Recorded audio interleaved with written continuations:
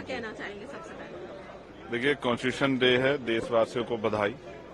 दुनिया में जो भारत में आस्था विश्वास रखते हैं और जो भारतीय दुनिया यहाँ से जाके दुनिया में रह रहे हैं उनको भी मैं बधाई देता हूँ। देश के अंतिम पायदान के व्यक्ति को मुख्य धारा में जोड़ने के लिए जो कॉन्स्टिट्यूशन के प्रिम्बल में जो व्यवस्था है और जो अवसर की क्षमता है उसी का प्रयोग करके आज हम लोग यहाँ तक पहुंचे। मैं बधाई दूंगा, लेकिन मैं फिर याद दिलाना चाहता हूँ कि बाबा साहब अम्बेडकर ने कहा था कि संविधान कितना भी अच्छा क्यों ना हो, उसे चलाने वाले हाथ अच्छे नहीं होंगे, उनकी नीयत अच्छी नहीं होगी, उनकी नीति अच्छी नहीं होगी तो अंततः संविधान बुरा साबित होगा।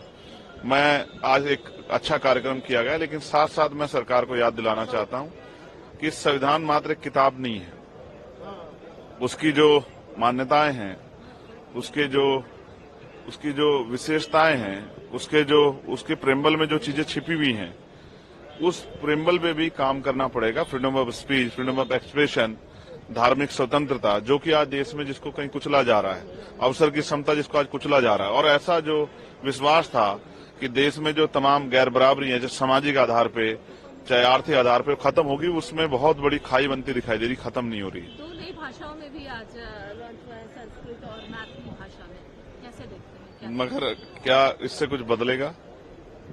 आप ये समझिए कि जिस दिन से कॉन्स्टिट्यूशन जो है देश ने स्वीकार किया था और आज कॉन्स्टिट्यूशन वैल्यूज को पूरा करने के बारे में सोचना चाहिए। सरकार को बधाई, उन्होंने अपने जो करना चाहते हैं अपने एजेंडे पे किया है, उन्होंने मैथिली भाषा में, संस्कृत भाषा में किया, लेकिन क्या इससे लोगों के जीवन में बहुत बड़ा बदलाव हो जाएगा?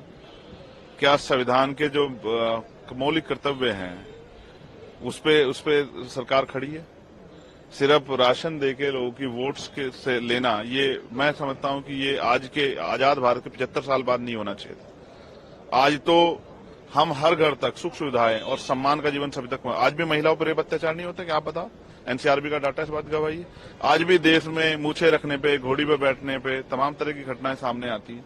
तो क्या हम उन मॉरल वैल्यू तक पहुंच पाए जिसके संविधान ने कल्पना की थी, जिसके लिए संविधान सभा के लोगों ने, जो महत्वपूर्ण महान पुरुष थे जिन्होंने प्रयास किया था?